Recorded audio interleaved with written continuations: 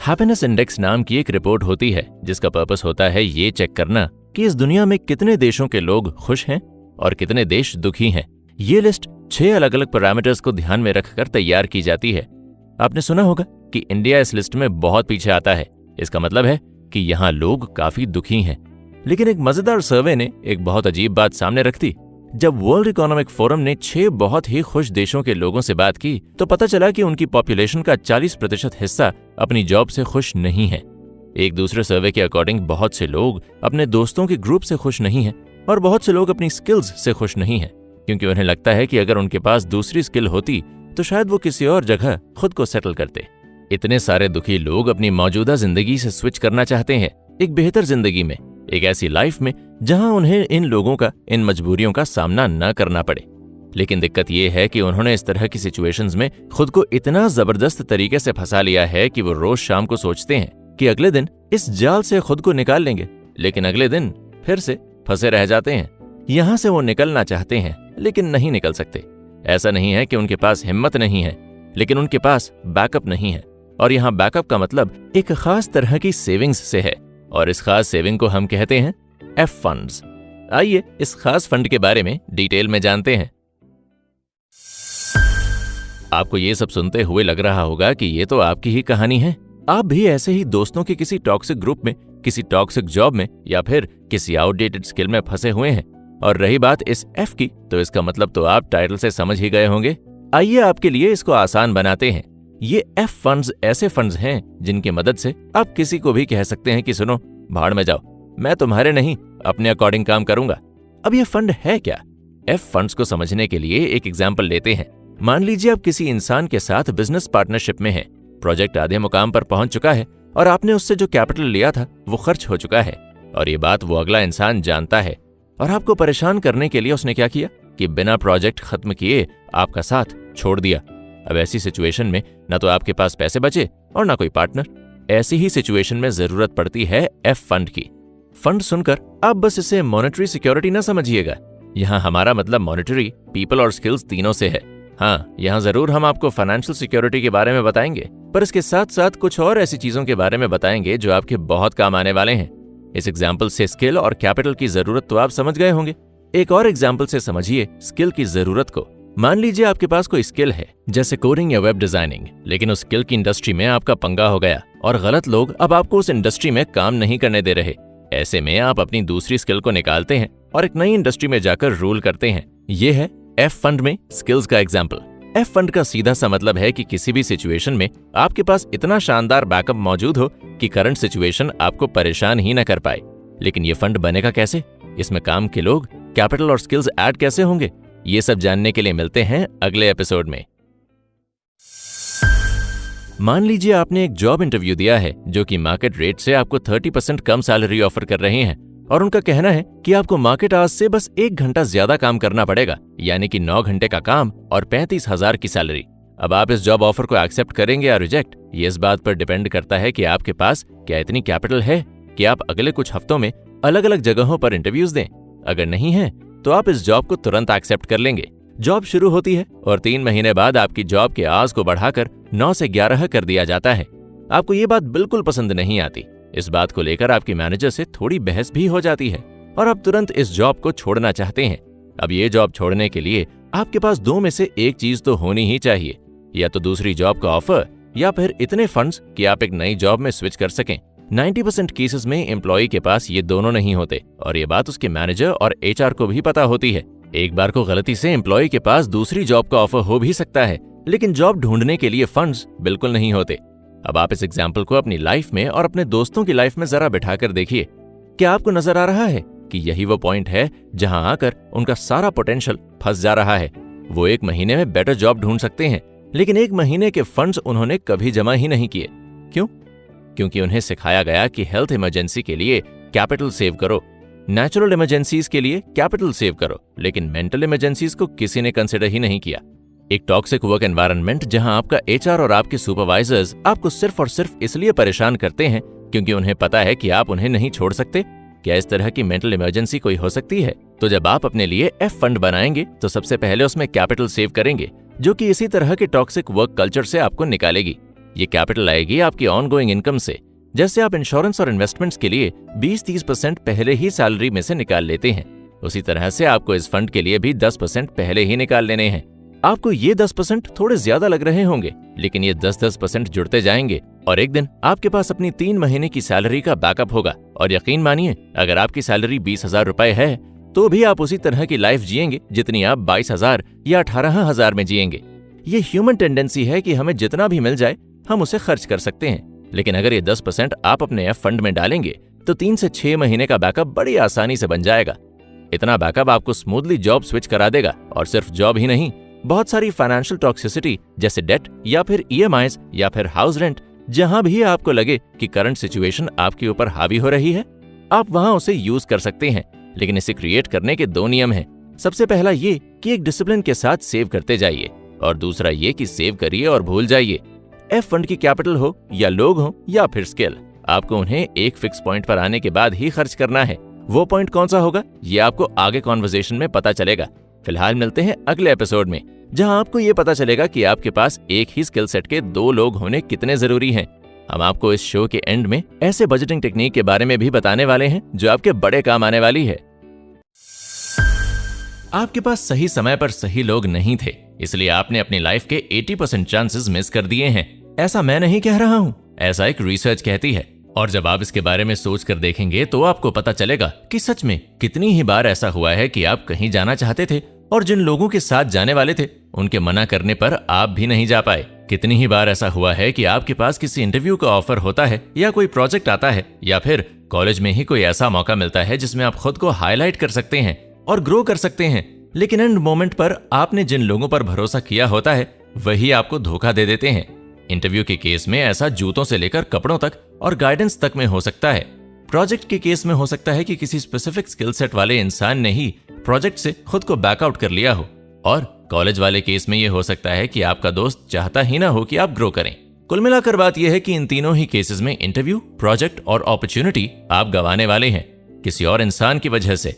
और इसके और एग्जांपल्स देखें तो आपको शायद अभी याद आ रहा होगा इमरजेंसी का वो टाइम जब आपके पास कोई इंपॉर्टेंट प्रोजेक्ट था और उस पर अलग अलग स्किल सेट के कई लोग काम कर रहे थे, लेकिन तभी एक स्पेसिफिक स्किल सेट का आदमी उस प्रोजेक्ट से बैकआउट कर लेता है और आपने कभी उसका बैकअप तो ढूंढ कर ही नहीं रखा, इसलिए अब वो प्रोजेक्ट पूरी तरह से तबाह होगा आपकी आंखों के सामने। दोनों ही केसेस में आपको लगा था कि काश इस समय कोई मेरी मदद कर दे।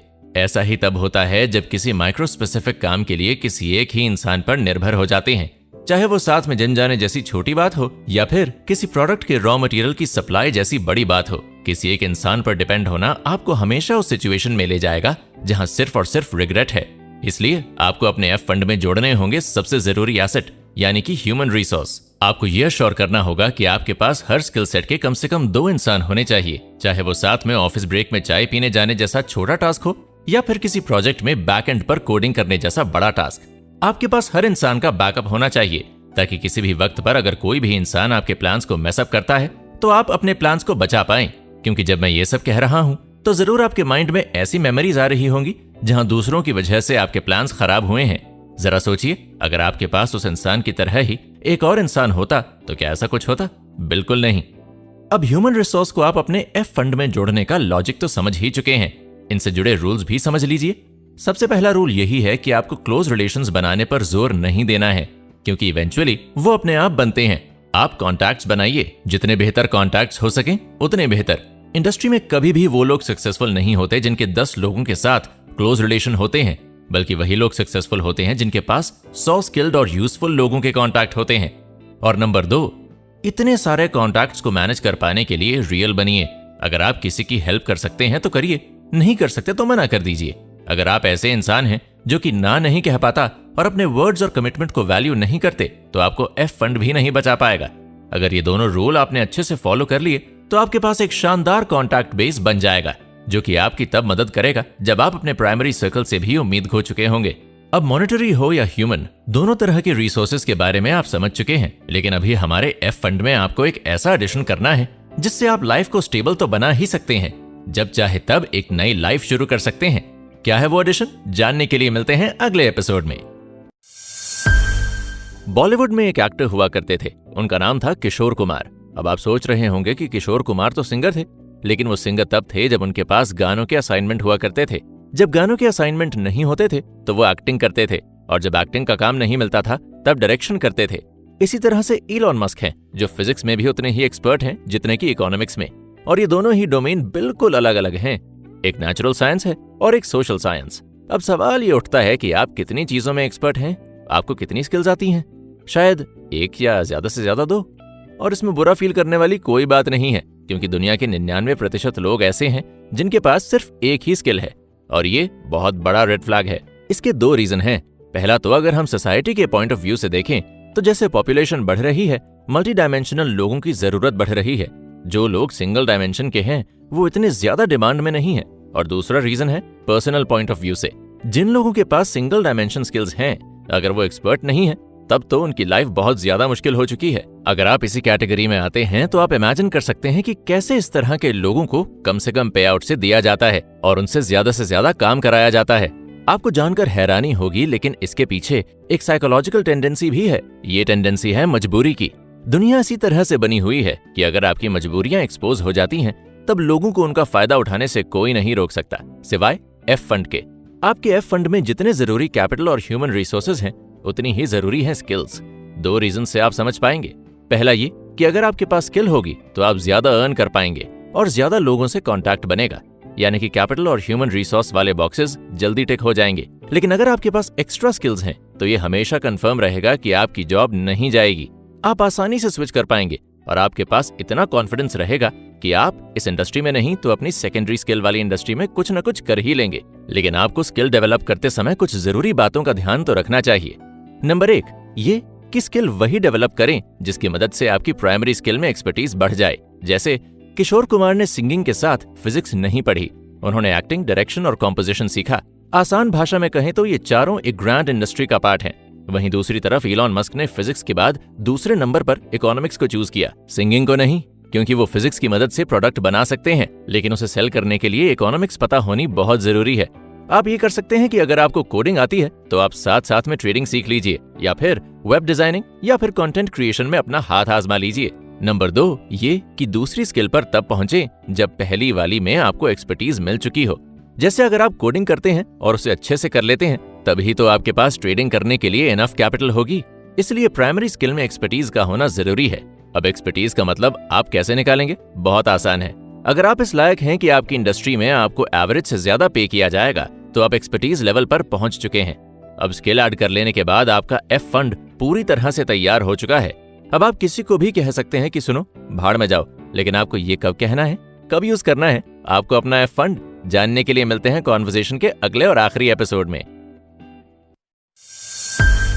अब समय आ गया है एक खास टेक्निक जानने का, जिससे आप आसानी से खुद के लिए एक अच्छा कैपिटल जमा कर सकते हैं। 60% सोल्यूशन रिचर्ड जेंकिंस की प्रपोज्ड एक बजटिंग टेक्निक ये कहती है कि आप अपने जरूरी खर्चे अपनी सैलरी के 60% के आसपास फिक्स कर लीजिए, ताकि आप ओवर स्पेंडिंग और डेट में जाने से बच जाएं।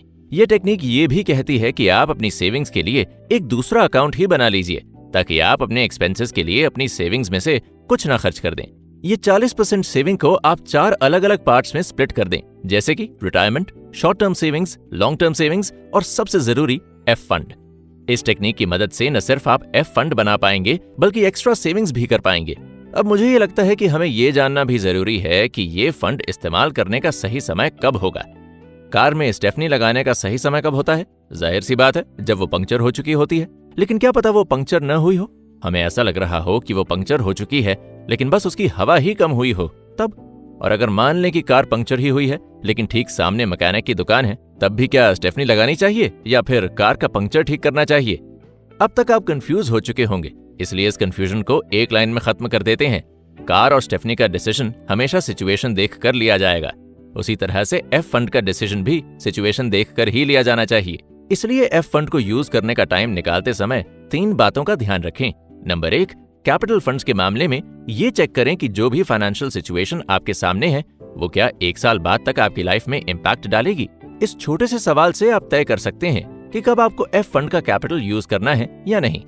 नंबर 2, आपके बैकअप वाले लोग। सबसे पहले तो आपको ये नहीं पता कि कौन प्राइमरी है और कौन बैकअप, इसलिए हर कॉन्ट्रैक्ट के साथ एक जैसा बर्ताव करिए और दूसरी बात ये कि आपके पास ऑप्शन भले ही हों, लेकिन कभी किसी को ये महसूस मत कराएं कि वो बस एक ऑप्शन है।